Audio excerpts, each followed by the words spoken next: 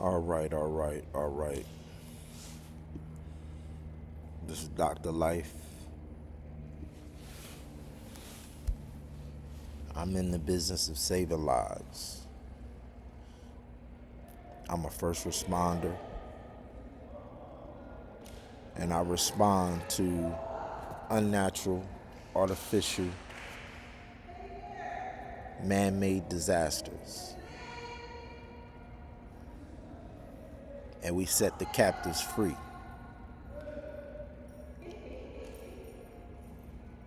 And it's not just me. Actually, I work for and I represent all of the members in my immediate family, especially. And we call ourselves the Shine Doctors.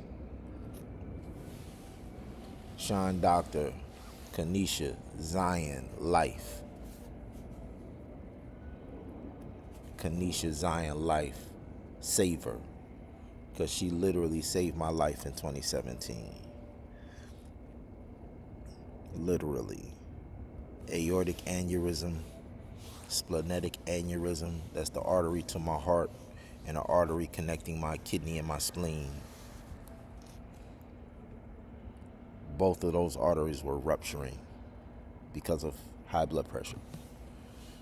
And it was her response to the trauma that happened when my spleen ruptured and I was bleeding out. And when the doctor was giving the scientific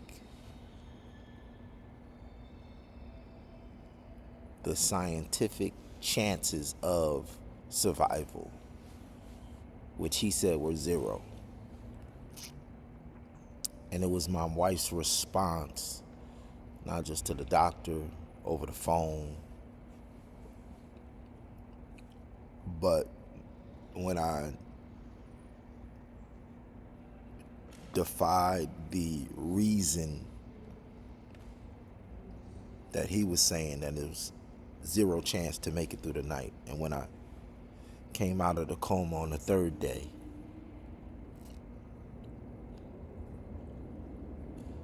it was her response when I opened my eyes. What are you doing? We are not finished. We have not finished the work that we have started. What are you doing?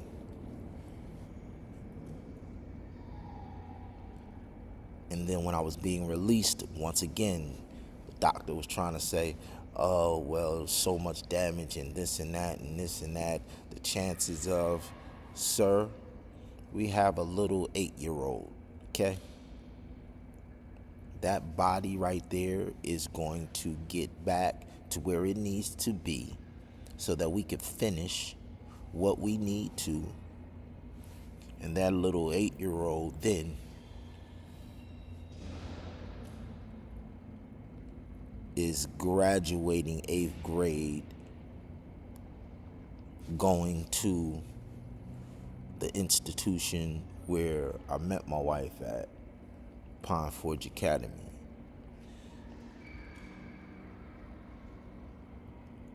And so the Shine Doctors, we specialize in dropout prevention.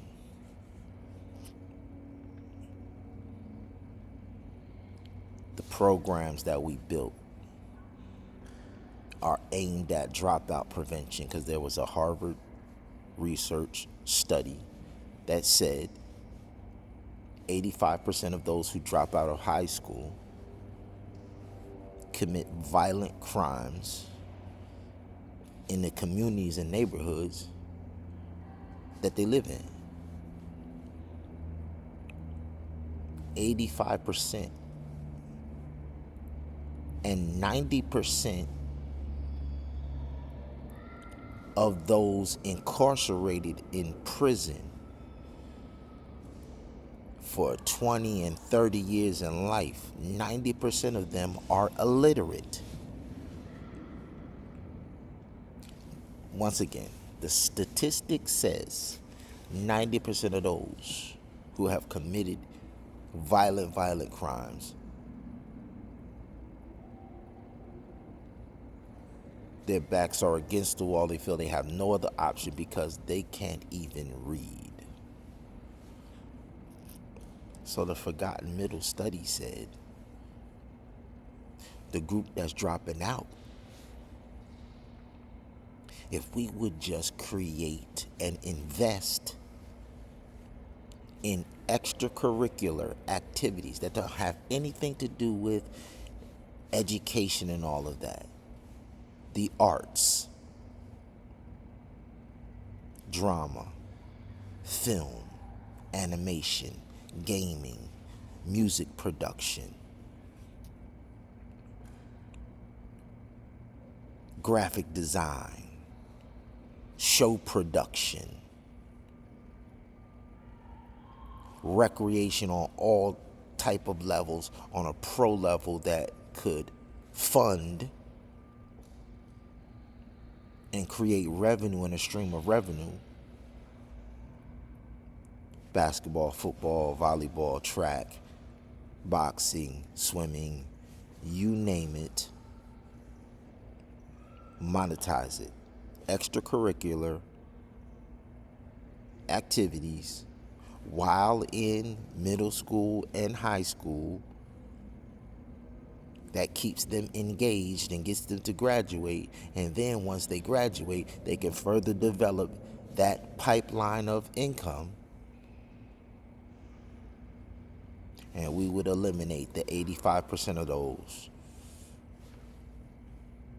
that commit the crimes of violence. And then if we would just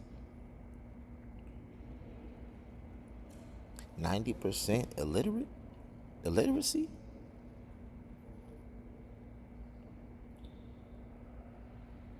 for that group, it's simple.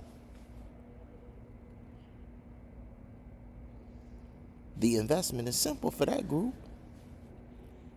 We just gonna give you some other option, and we're gonna start by, and this is why we have been connected to Dr. E.T., the hip hop preacher. He and I, since the 90s, the mid 90s, have made the tangible investment in education, because when I met him, he was a high school dropout, homeless, eating out of trash cans.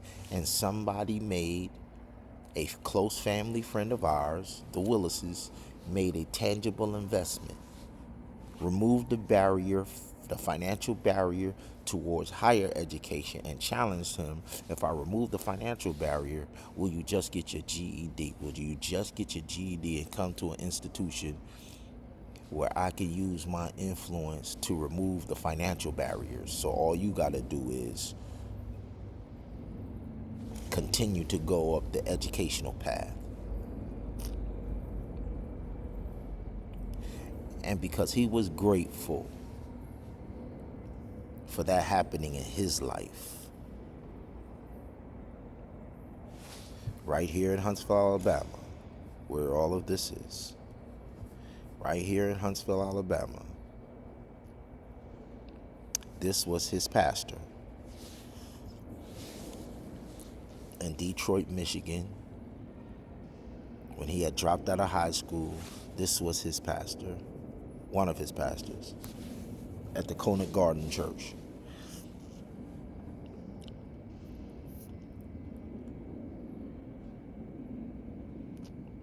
And so when I met him, he was teaching a GED program in the projects to individuals who was hustling. They all was hustling. Well, none of them going to school. They had all dropped out. They was all ETs. We started with a group, Mason Court Projects, Huntsville, Alabama, who had all dropped out. So when Harvard does the study, Harvard did the study after we already had identified and stumbled onto it, just because ET was in that group.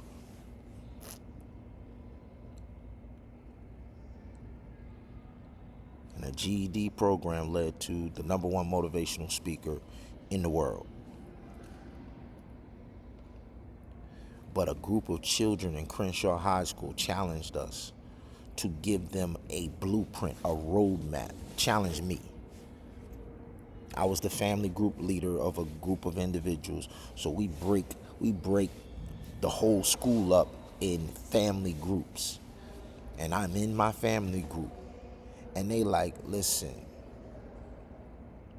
we want what y'all have. How do we go from where we are to where y'all are? Give us the building blocks and the steps to go from Crenshaw High School, sandwiched between blood and Crip neighborhoods and wars.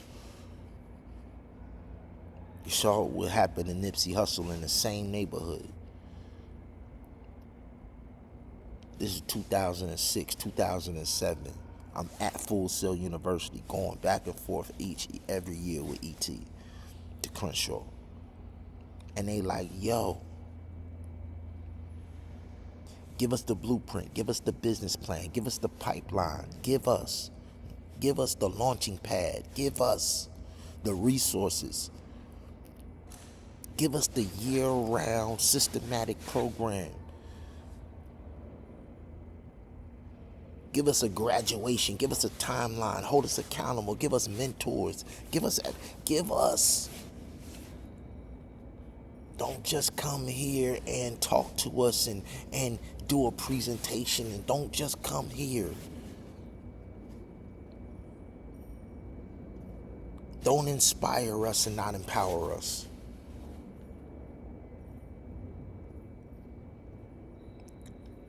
That's when I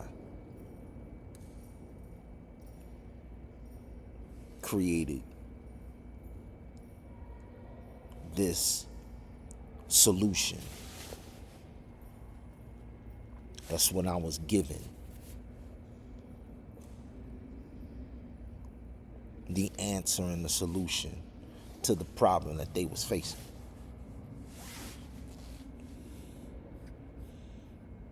These are my children, my son, my future daughter-in-law, my daughter, my son, other son, my nephew, my beautiful wife, my brother, my son, my mother. This is a family affair. We are a family of lifesavers. All right? This is my grandmother, Ora Mason Wilson, Lillian Leggett Webb. These are both of my grandmothers combined in my grandmother Leggett's name. Ora Mason Wilson, Lillian Leggett Webb. My two grandmothers. This is a tangible family real estate investment trust fund that this grandmother and her husband, my grandfather, created. This is a family real estate investment trust fund. Just like the endowment fund that Harvard University has, over $62 billion is a endowment fund that Harvard has that funds building and development on the campus. That nest egg will never be depleted. It always grows and grows. The interest grows every year, and they take the interest and they invest it and they develop. This is a real estate investment trust fund that in our generation we're compounding it and making it grow exponentially and using it to save lives. And so now we're here in Orange County. We were here in Orange County in 2017, 2018. And this man, Pastor Lewis, is a former felon. He did 9-10 years in prison. As a minister, committed a crime, had to go and do the time, and then when he got out, his passion has been prison ministry, dignified re-entry of individuals who have fallen and had a mistake like himself. And he believes, and I believe, everybody deserves a second chance. He was given a second chance when he got out of prison to get back into ministry.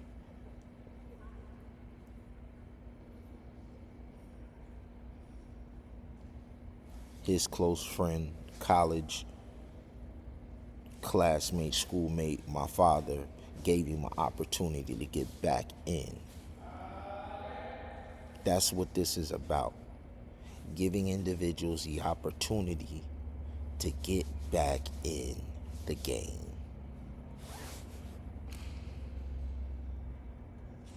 So he sees a building in 2017, 2018, 516 Paramore Avenue. Now, 516 Paramore Avenue, and right next to it is Harvest Baptist Church. So the church that's on Orange Center Boulevard and John Young Parkway, Orange Center and John Young, is Mount Sinai Seventh-day Adventist Church and the Mount Sinai Educational Complex. Once again, the Forgotten Middle, Mount Sinai Educational Complex is where my children went to school at. That's the church that I went to when I came down here to go to Full Sail University in 2005, Mount Sinai. So my children were going to Mount Sinai, Orlando. My home church in Trenton, New Jersey is Mount Sinai, Trenton, New Jersey.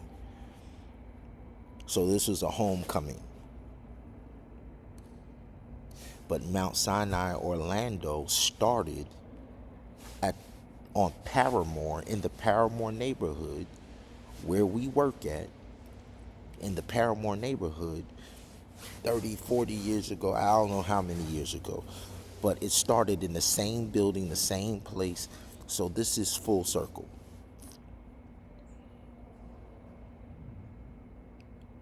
So we end up going to Paramore, where Ray of Light Resource and Development Centers and Ray of Light Advent Ministry, to Paramore, same building that Mount Sinai used to be in, and we get down to work. And right next door to where we worshiping at is the building that Pastor Anthony Lewis ended up buying to turn into a transitional housing unit. It's 3 stories, it's huge, it's 3 stories, and we have to do all of the construction, we have to do all of the rehabilitation, we have to do every single thing to prepare it so that the inmates can come out and be reunited with their family and have a dignified reentry pipeline back into society, just like the students asked us for. So I was already building, I had already built a platform, and I was already working with Orange County, Mayor Buddy Dyer. 2009, I brought Eric Thomas in, got a grant, faith-based matching grant, 2009, to do this program here. What the students in Crenshaw High begged us for. We launched it here in 2009. So when he's trying to apply the solution to inmates in prison, we can apply it to any demographic, any group. The homeless, from the Homeless Coalition, individuals in and out of rehab, individuals in and out of prison, individuals in the foster care system aging out. It doesn't matter what the demographic is. We have the solution. So, fast forward.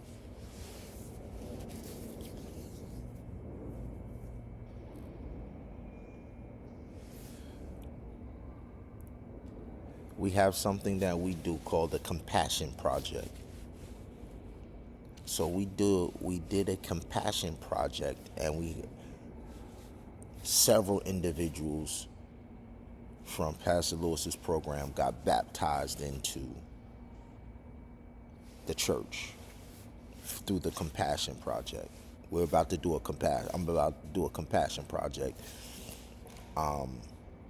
nationally under the umbrella of the One Love IMG Neighborhood Games.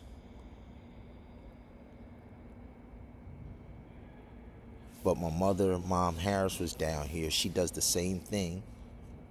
She has done the same thing her whole career, 30, 40, 50 years, just up north. But she moves down here to Orlando, to Titusville. And you have Pastor Lewis in Orange County and Mom Harris with her health initiative, Adonai Community Mission. Now we have the health component, and we have the dignified reentry component. Mom Harris creates Harris houses and does the same, has been doing the same exact thing, no difference. But her focus is health. Under the Advent Health System, health, chronic diseases, illness, wellness, health and wellness, relationships, marriages, wellness, wholeness. All right.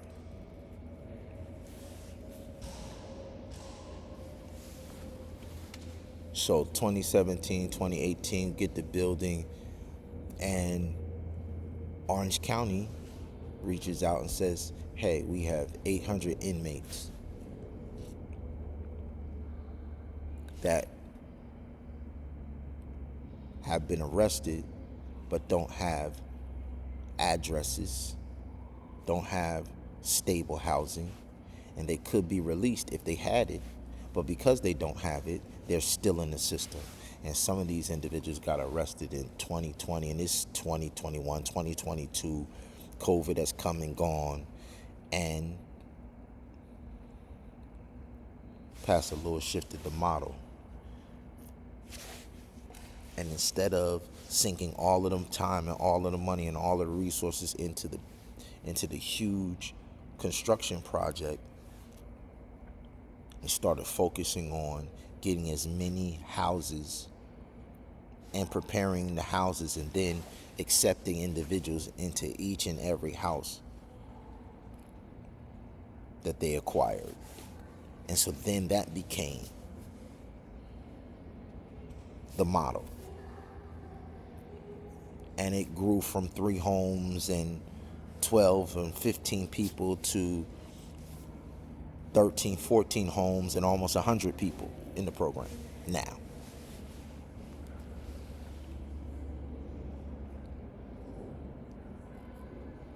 And so that's happening in Orange County. And then some of my family members get into some legal troubles. And I live in Polk County. So I reach out. Before that happened, some of the individuals in the Orange County program got into some issues after being assigned to work with me. And so then I began to go to their court and fight for them, because they have been great workers for me. They helped me move my mom. They helped me stabilize Mom Harris's situation. And so when they then needed an advocate, I was there for them. And that's when I met Attorney Andrew from Orange County, Public Defender's Office, Attorney Andrew. And then when my family members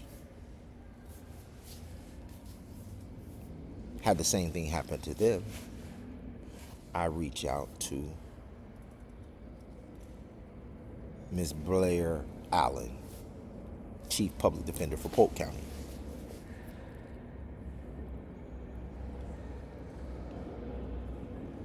And I requested a meeting with Ms. Blair Allen, and I told her about the case in Orange County and how Attorney Andrew came in and just his handling of the case and everything. Just I was just totally impressed with Attorney Andrew, and I wanted to know if it was possible if Polk County would be interested in the same program that we have in Orange County. The biggest component that was missing, that was there in 2009, that is no longer here now, is the most important component that we're trying to resurrect, that I'm trying to resurrect. It's the most powerful, the most financially powerful component. And what I'm referring to is the recreational component. In 2009, in the Mount Sinai Educational Complex, I had my children and I had the sports teams in the Junior Orlando Magic League and in another league called the Florida Christian Athletic Conference. Once again, fighting against the forgotten middle. Harvard proved that if you take individuals before they get to high school, while they're still in the middle school grades, and you create extracurricular activities and can keep them connected in school, you will prevent them from dropping out. And then the economic buying power that they have, you compound it exponentially just by getting them to graduate from high school by having them active in these other extracurricular activities. But the Junior Magic doesn't exist anymore. After COVID, the Florida Christian Athletic Conference didn't exist anymore. So I created the One Love IMG, Hip Hop Symphony Neighborhood Games, to bring Full Sail University, their broadcasting of Rollins College games, and all of the extracurricular activity things in the arts and in media and in technology.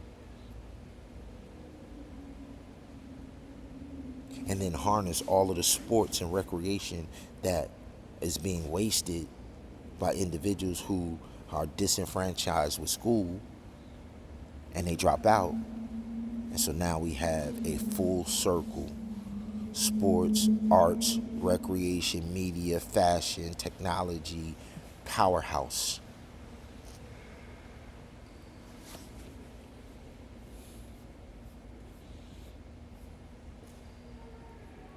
And in 2009, we gave it to the public through summer camp. Summer camp. We have a summer camp lifesaver program.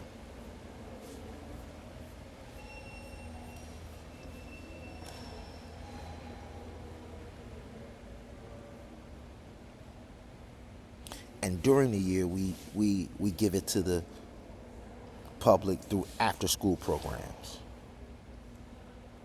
After-school programs.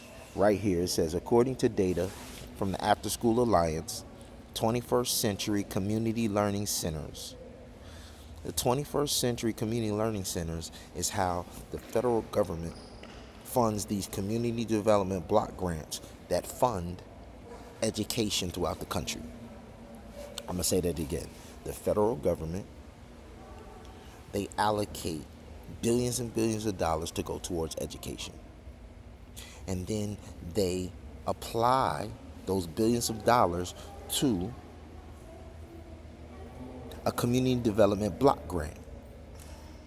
And the way that schools and institutions get access to the funds is through the 21st Century Community Learning Centers. But the beautiful thing about 21st Century Community Learning Centers, because the schools are already established, this funding is for organizations to create after school programs because the public school system is already in place. The kids are already assigned to a public school. So these funds go for institutions like ours to create after school and extracurricular. And this is where the Harvard study, the forgotten middle, and the desire of the federal government to get the funds to organizations, this is where they come together. So we created the best in the world after school and summer lifesaver economic development program. And this is how much money is being put. 1.25 billion in funding was given to the 21st Century Community Learning Centers. 1.289 billion in funding in 2021. 1.3 billion in 2022. Okay? Key points. Community Learning Center funding. Functioning amounts. The exact amount awarded each year can vary. All right? This is state distribution. So each state gets this. 21st Century Learning Program provides funding for after-school and summer learning programs aimed at supporting students from low-performing schools. This is our specialty. Okay? And then right here we have the institution that Mom Harris has worked in for years, and she ran a organization for 16 plus years called the 50 Plus Club, helping seniors over 50 extend their life and improve the quality of their lives. And the Advent Health System has a entity called ADRA. And ADRA gets billions of dollars from the federal government as well. The Adventist Development and Relief Agency International, that's called ADRA, received $66 million in total support and revenue in 2018. All right? 66 million in 2018. So if you have 1.3 billion and you have 66 million right here at the state, what we're saying is we have the program.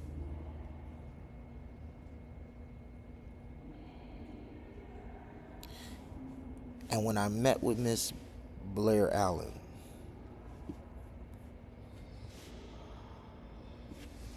of course, because we're dealing with people who are, and I misspoke when I was saying what I was saying about Miss Blair Allen. I want to correct that. I made the mistake of saying publicly that we were trying to deal with those in the county, and that's misspeaking. Our whole program is designed for individuals who have been locked up for extended period of time, like Pastor Lewis, and those who have been in prison longer than Pastor Lewis. And Pastor Lewis has a mentor who was a warden of one of the largest of the Florida state prisons, the warden for years, and sits on all of the councils and all of the boards. So we are definitely invested in the long-term incarcerated and the short-term. County is considered short-term. So I want to correct that here. But because individuals had gotten in trouble, I had to go and start at the county and start a relationship at the county. But our program is designed to help both groups, those who have been incarcerated for a long period of time and those who are in the local county. So I needed to correct that. So let me show y'all how we use technology, how we're using technology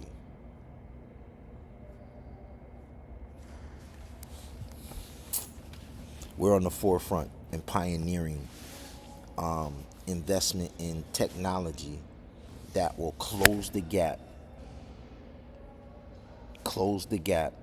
on individuals who've been in prison for 30, 20, 30 years plus, no eligibility of parole.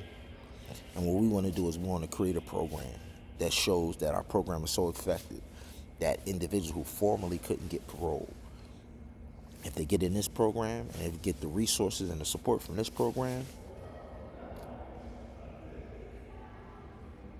not only should they receive a second chance, like Pastor Lewis, we're saying we have designed our program to guarantee their success. We have structured our program to remove the apprehension from even attempting something like that. So let me show y'all the technology and then let y'all go. All right. So at Full Sail University, this is my fellow. When I dropped down in 2005, that was the same. Right now, and this was the same year that he was at Full Sail. He graduated in 2005. All right. Pioneer in virtual reality. Right here in Orlando, Florida. He created Doghead Studios, created the headset that you see in Best Buy for virtual reality.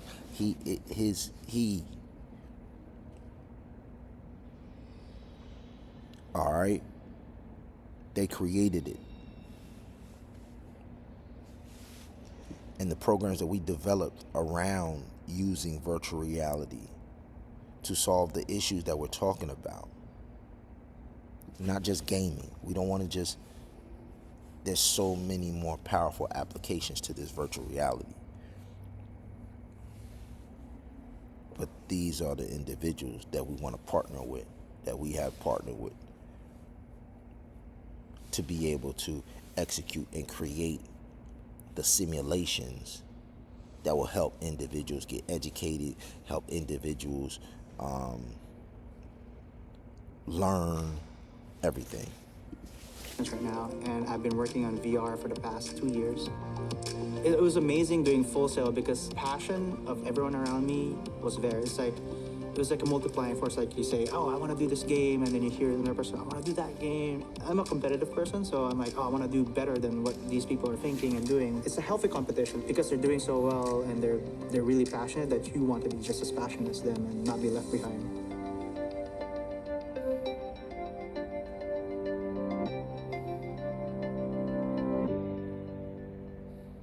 Hey everybody, this is David from Digit, and today we're in Tokyo, Japan to check out VR Zone, which is a new VR experience from Bandai and Namco.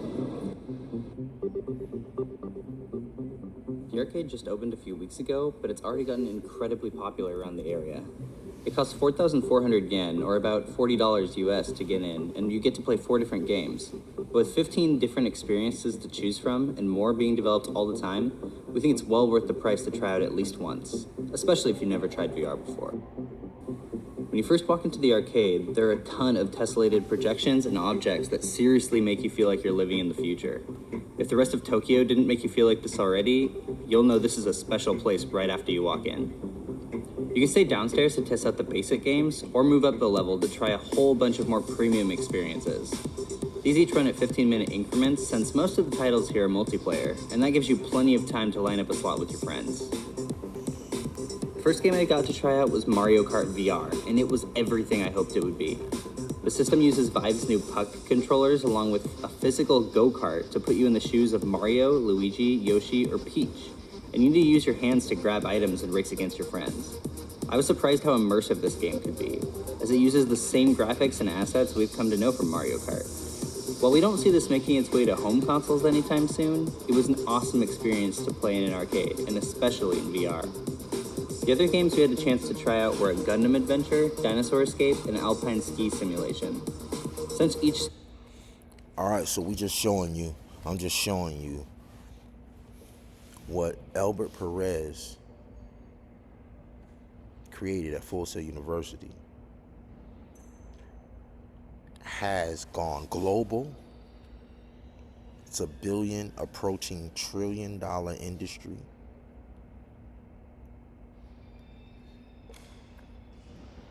But the real world applications of using it to save lives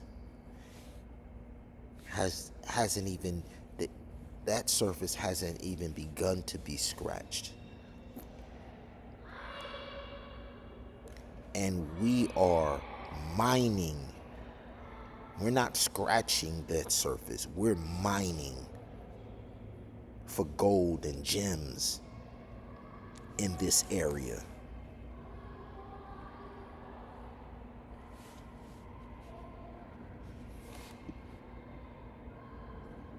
Okay, this is a whole nother separate application that I invested in 2009 when we had the recreational center. Now that we no longer have the recreational center,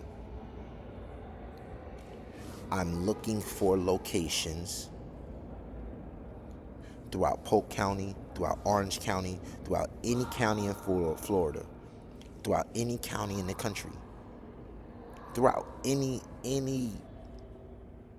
urban neighborhood in the world that wants to solve these issues and problems in their community.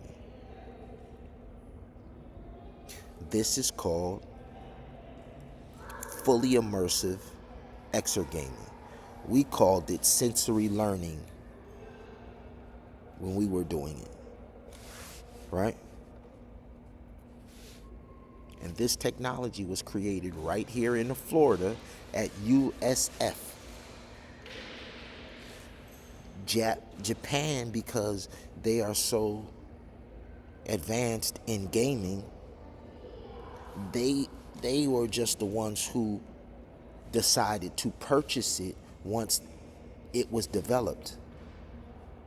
But while it was being developed in 2009, 2010, I was going back and forth to USF while it was in the incubation stage, and had incorporated it into our program because I understood how powerful it was going to be.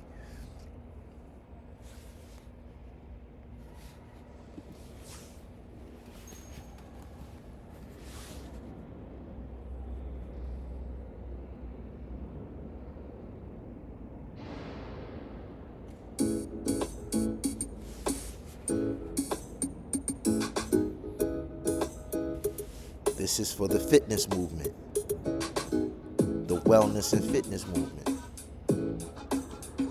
This is exercising and fitness and a fitness gym, fully immersive. Now, you know they have the bikes, the Peloton. My wife loves the Peloton.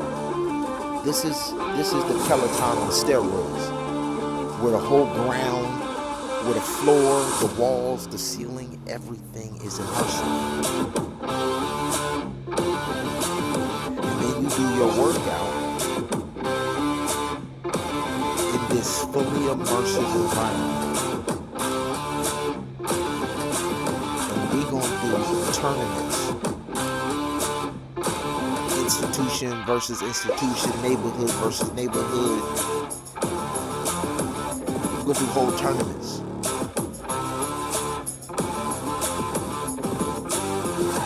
We're going to flip the CrossFit. So this is our response to the CrossFit game. We call it We Fit. We Crossroads Fit. We Crossroads Fit Games.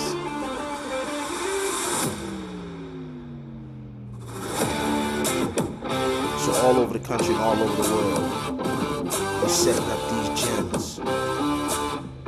Just like in CrossFit, you gotta come get licensed, and individuals gotta get licensed through us to be able to put it out there and to be able to do it in that city, in that neighborhood. But the way you get into the games is exclusively through us and through our gym.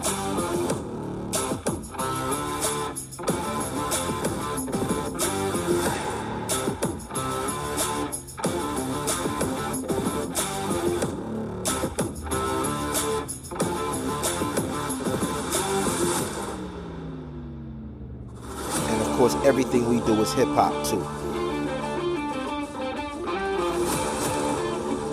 Everything we do is hip hop. A couple years ago, Rolling Stone magazine came out. The number one streaming media content in the world is hip hop. It's not rock and roll. It's not country. It's not even a question. It's not even close. The number one streamed media content in the world is hip hop. Alright, so this is another version of Exegating.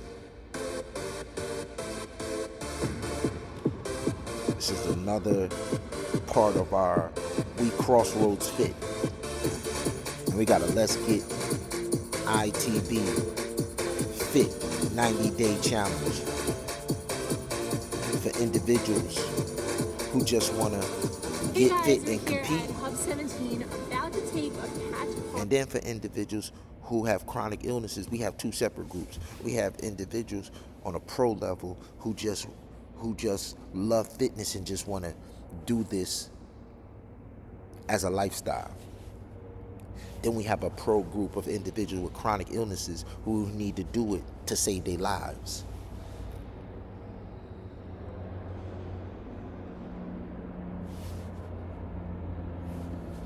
Boxing class. Are you guys excited? Are you ready? I'm pumped for this. This is so much fun. I'm very excited.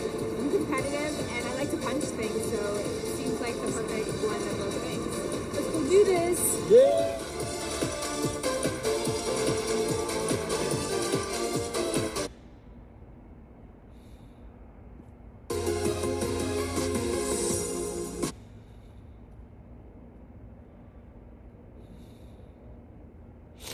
Communication or...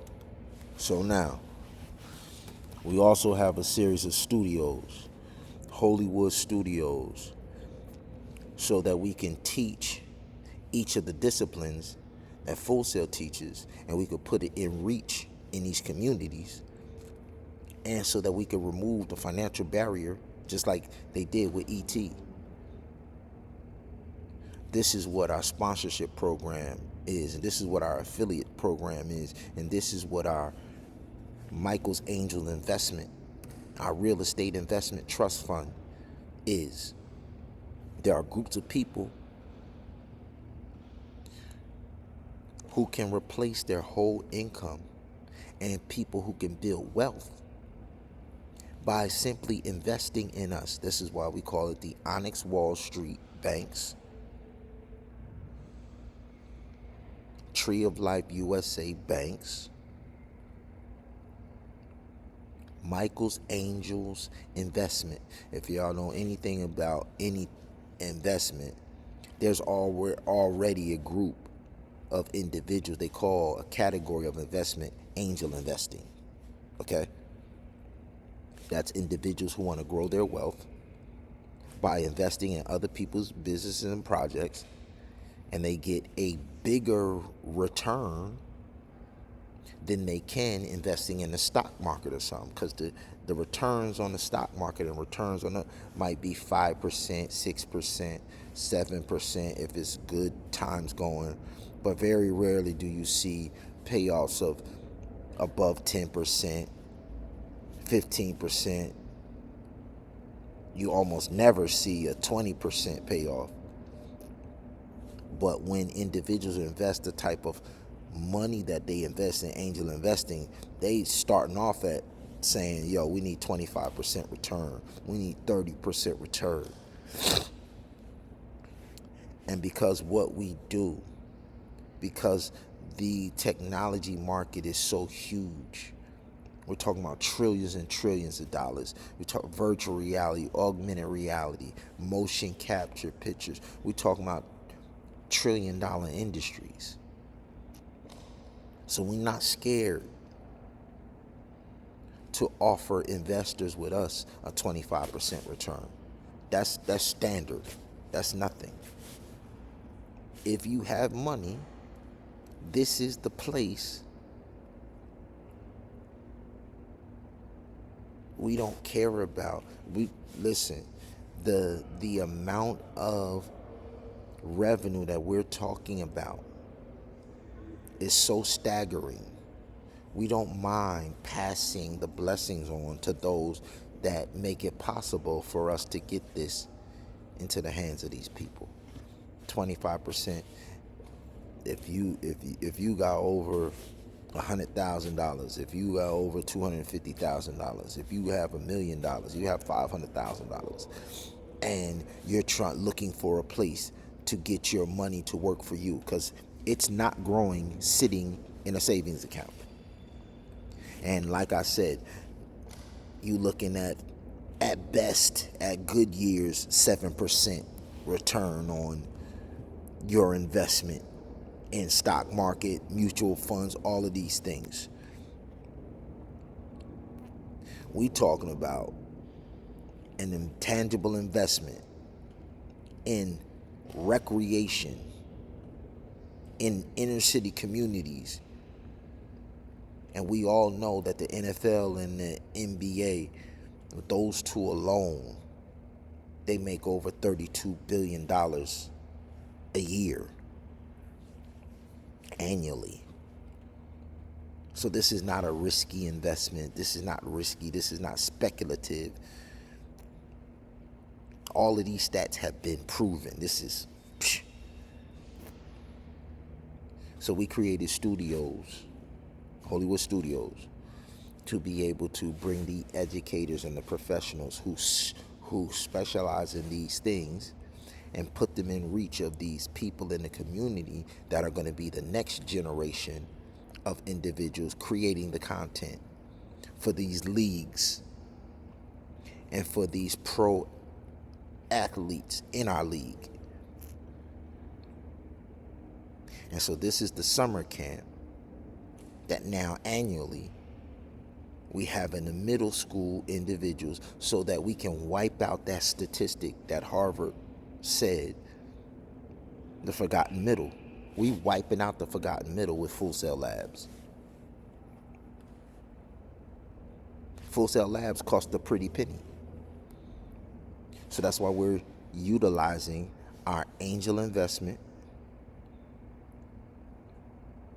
and we're recruiting investors all day, every day. And then our investors, they get a dividend payment, just like any other investment. But most of y'all don't know what an investment is and don't know how it goes. So what it happens is, individuals say, okay, for a 3-year period or a 12-month period or a 5-month or a 5-year period, each term period will have a different percentage of what the return on investment is. The longer you allow us to utilize the funds, the greater the return on investment. Understand? So instead of just having their money sitting in the bank and it's not getting anything, we saying we'll give you 30% if you let us use it for 12 months. And then they decide how much they want to put. 100,000, 500,000, 300,000, $1 million, 10 million. It doesn't matter. We saying that we give y'all 30% over this amount of time, and then they get that paid out every month. So 30% of whatever they put in, if it's $1 million, 30% of $1 million is $30,000. And then we then invest that in the individuals that can't afford to pay the tuition to come to the schools, that because our tuition is top notch, because nobody is providing what we provided.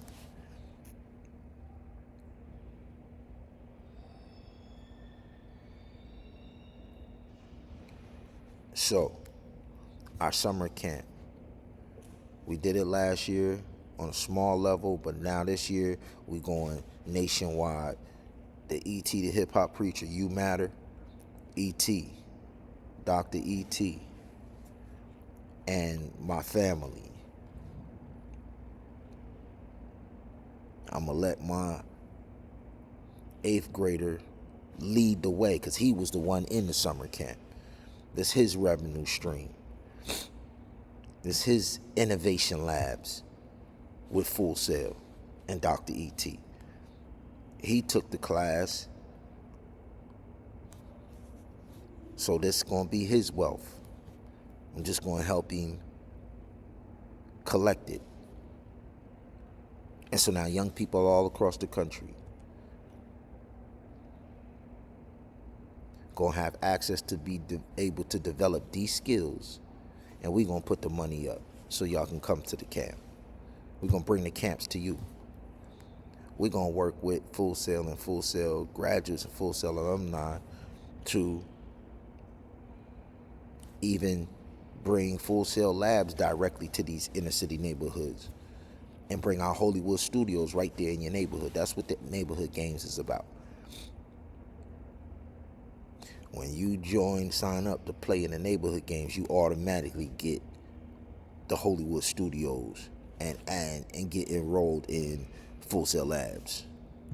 Or problem solving. Game development doesn't always go well. There are a lot of bumps along the way. There's a lot of bugs we have to fix. And those problems can help us really grow, I think, and learn more about not only the process, but about ourselves and how to apply ourselves to really any situation. I think the most fun part of any game design week is when we get to testing. It's important to play games if you want to make games. You have to understand that they work correctly. You have to test every single situation that you can. You have to play your levels to make sure that they're fun, the challenge is appropriate, you can complete them. And so when the kids get to test each other's games, there is just this vibe of excitement in the room that is like unmatched throughout the rest of the week. They're going around and seeing each other's games and understanding things that the other students have maybe picked up on that maybe they have not, and then they can take that knowledge back to their own games. Or maybe there's a problem in their game that they hadn't seen before, and that collaboration and communication and working together is really kind of magical. Everybody here is a gamer. Everybody here shares some similar passions to you. Maybe they have a totally different family background, or maybe they come from somewhere different, or maybe they don't even like the same type of games. But everybody who comes to a game development camp can connect on some fundamental level. Like, we're surrounded by our people, which is not always the case for gamers, but here we're in our own environment. We get to do exactly what we want to do, really explore and expand our creative possibilities, and it's always so exciting to see what the kids come up with.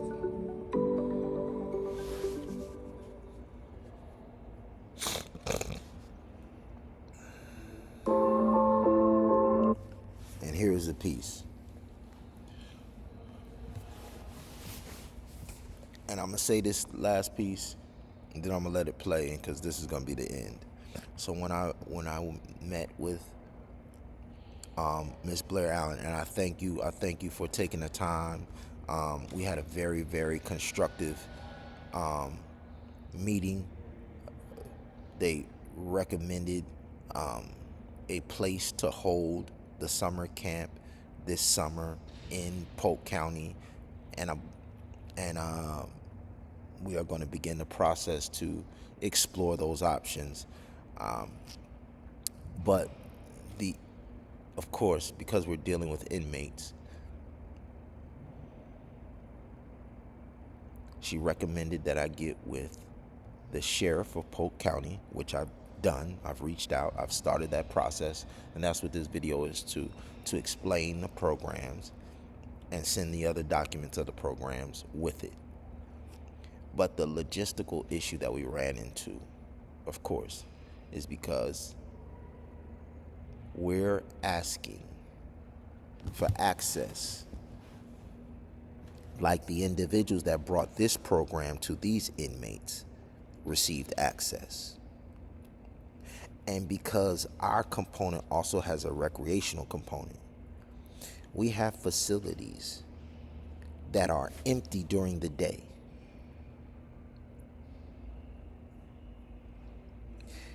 Where the tournaments that we offer to prevent the people from going into prison, we're suggesting, and I am suggesting,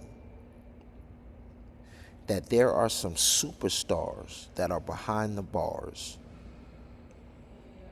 that if they had access to this program, they would never be behind bars. And I believe there are some superstars who were superstars before they committed their crime in the recreational sports that we offer, that if they got an opportunity to get into this program, I believe not only whenever they got out on their release date, they would continue to play in our leagues, and we pay. And I believe that the revolving door of recidivism can and will be solved with this program, because now if they have an income, now that they're doing the thing that they're passionate about and gifted about and that they love,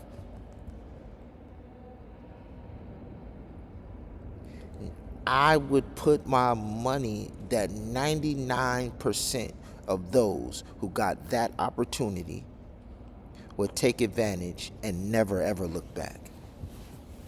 99%. And so, if we have to talk to officials, and if we have to do a pilot program, if we have to figure out, this is to begin the process to see if that is possible. And what I'm suggesting is, in basketball and in volleyball and in track, that individuals behind bars get access to our tournaments while they're behind bars. Of course, under supervision, just like work release and the other programs that you guys have.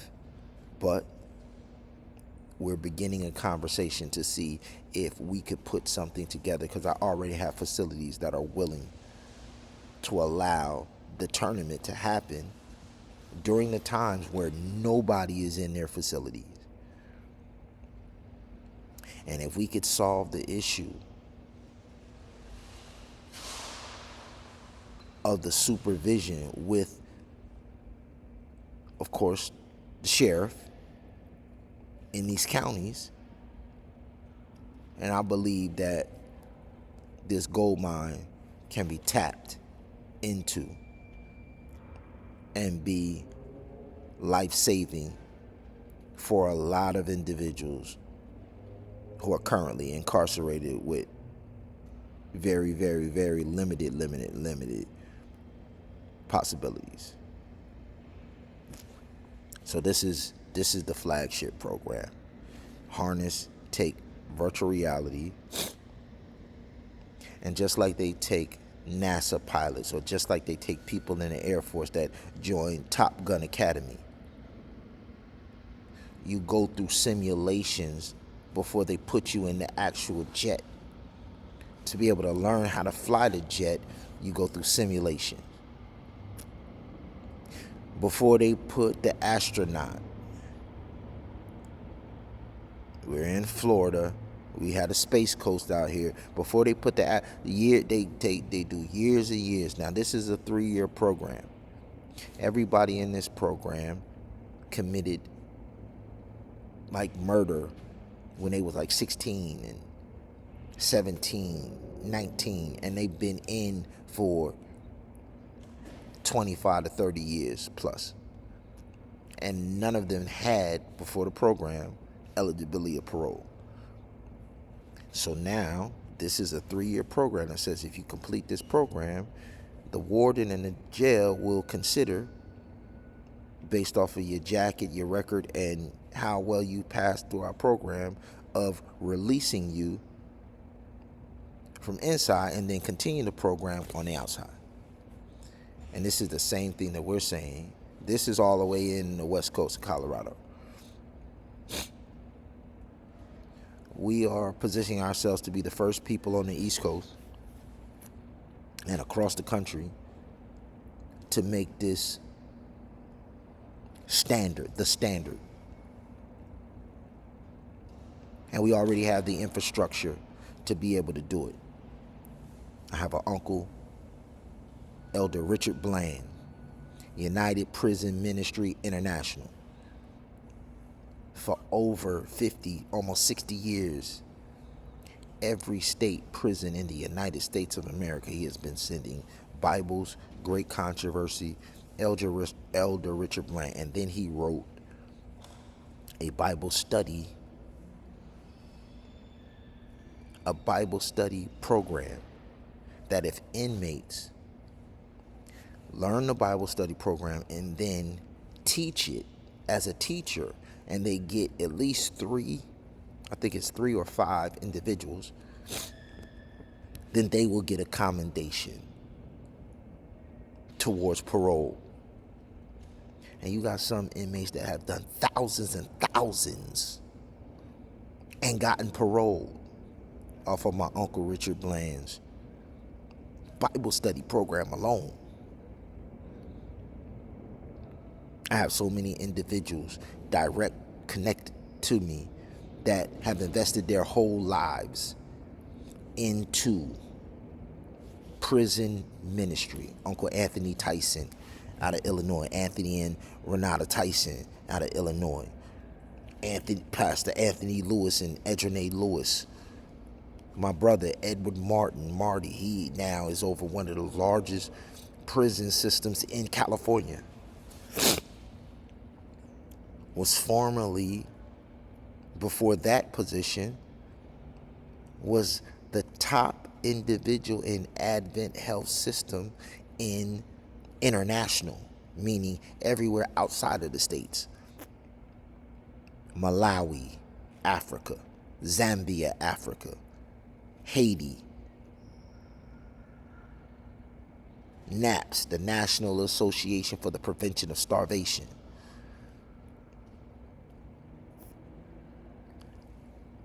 Building hospitals and training and teaching doctors in Africa.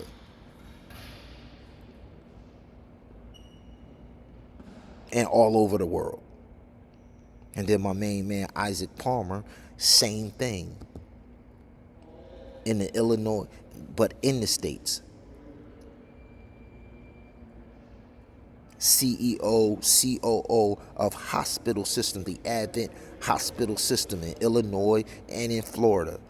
So I have 2 of the most powerful individuals in my generation in the healthcare and medical hospital system, running hospitals, building hospitals.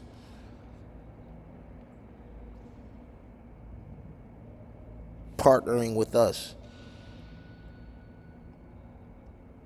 to bring this technology to not only just the inmates, but in healthcare as well. The application of what we can do with individuals who have had strokes with virtual reality is mind-boggling.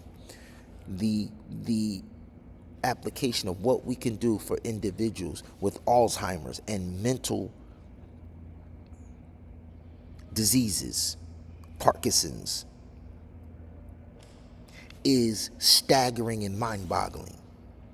What we can do with individuals who have chronic pain and are turned to opioids, we can turn them from addicts and set them free.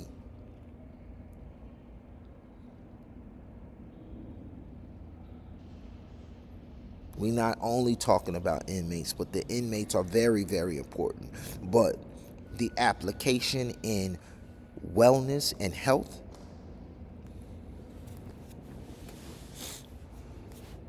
right here in Florida. You can have it in Seminole County, you can have it in Orange County, you can have it in Polk County, you can have it in Pinellas County, Tampa. We in Tampa, we in St. Pete, we in Clearwater, we in Daytona, we in West Palm Beach, we in Miami, we up in the Panhandle, we in Panama City, we in, listen, all over Florida.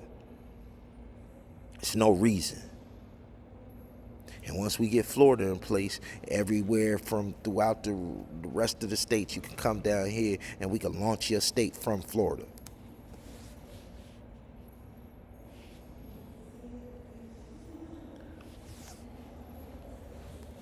So to the sheriff of Polk County, sheriff in Seminole County, sheriff in Orange County, and all of the counties that are named, my humble request is, can we find a solution? I've already found the facilities that are willing. We currently going to sponsors to raise the money. The inmates not gonna have no money, but the facilities is a cost associated with holding tournaments. We not passing that off to the state. We not asking y'all to add it to your budget. We not asking none of that. We taking care of the financial responsibility. We're just asking if you can solve the logistical issue of transporting and making sure that everybody is safe and everything during the games and all of that, and you could give us the green light, we believe we could transform these lives, just like here in this program. These 6 men were convicted of murder as teens in the 80s and 90s, so they've never even used smartphones. This year, Colorado created a program to make certain longtime inmates eligible for early release, using virtual reality to practice being on the outside. Oh, this is almost like real. This is crazy. Vice News visited the class as the inmates used VR for the first time.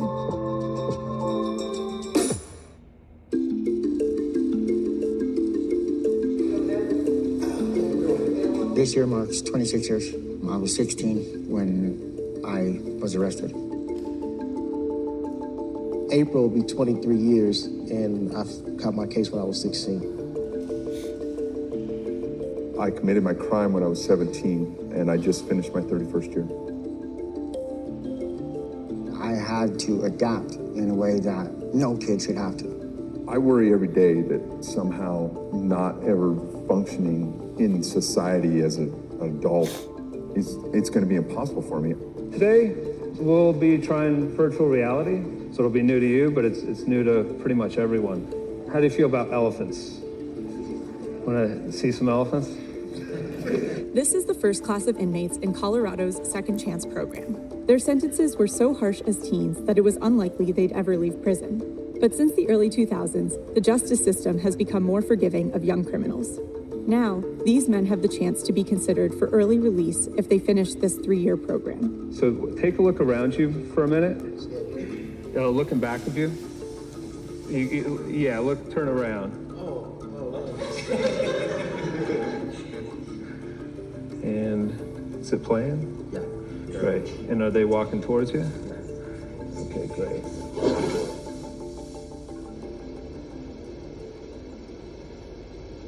Did you feel like you were there? My stomach is turning. Yeah. Sorry about that. That wasn't cool. I wasn't expecting that. The classes teach them money management and computer skills, but this is the program's main attraction. 360-degree videos get the inmates comfortable with the headsets and show them how much the world has changed. Why don't we try self-checkout? Now I'm going to show you how to check out of a grocery store and pay for the groceries you're buying using self-checkout. And the store trusts the people like that? Yeah, they do. You know, there's often sometimes someone standing around, but by and large, yeah. You will scan and bag your groceries yourself. Unless you need help, there's no store employee involved. What'd you think? That was amazing. It's like you're in there, I didn't know there was that much trust in the world, but that you can check out your own stuff. But I could stay on one of them things all day. It's just a way different world than the world I remember. It was, in some ways, depressing how much of the world that you've missed, you know, after a quarter century, you know, has gone by. It's a different planet. Yeah, I would not recognize that as a grocery store.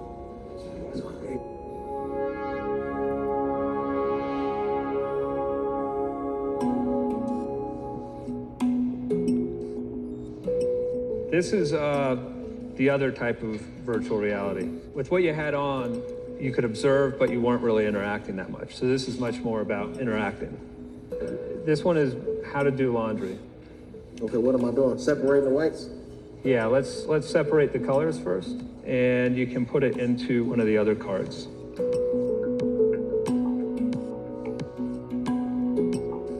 All done. That's okay. But once they're done, you can put them in the dryer.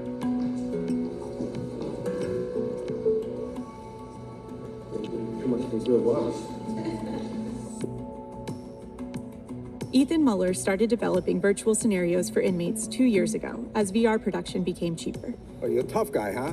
Is that it? He thinks it's an effective training tool for both sides of criminal justice. He's developing VR to train police officers in conducting traffic stops and de-escalating suicide threats, and to prepare inmates to move between prisons with less anxiety.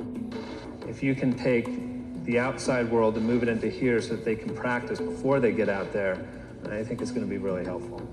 I'm pretty sure to teach me the small things, laundry, how to work a debit card, how to work a cell phone. I got to learn those things first in order to move forward. The next one is about how to handle a conflict. And so we're going to put you in a bar, and there's going to be a guy there trying to start a fight. I shouldn't be in a bar anyway, I'm parole. That's okay. You looking for a fight? No. You just bumped into me. That boy's tall as hell. Half of all Colorado inmates will return to prison within 3 years of getting out. While data suggests that recidivism is lower for violent criminals, the inmates are worried about their odds. Wow. That's pretty intense. I had a child when I was younger. And, well, I can't be a dad, but I can still be a grandpa. I'm just nervous about getting out and succeeding. I want to do everything that I have to do to succeed. If they complete the program, their cases will go to the governor, who will decide whether to let them out. So it's possible their sentences won't change, and they'll stay in prison for decades. I expected to spend my whole life in prison. In here, you don't learn to care about anybody, and you isolate yourself and you protect yourself, because that's what you have to do. I just have to figure out how to not live in prison rules. It's the hardest thing that's going to be for me, is to not be in prison mentally.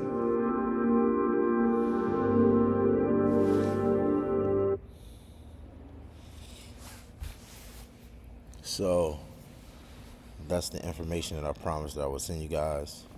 I'm gonna send it in an email with some other documentation on the program, and then I'll reach back out to all of your offices. Attorney Andrew from Orange County Public Defender,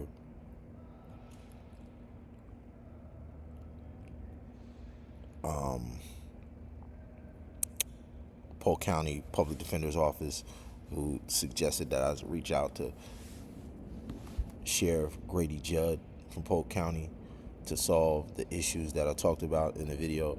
I'll be reaching out to all of those officers, and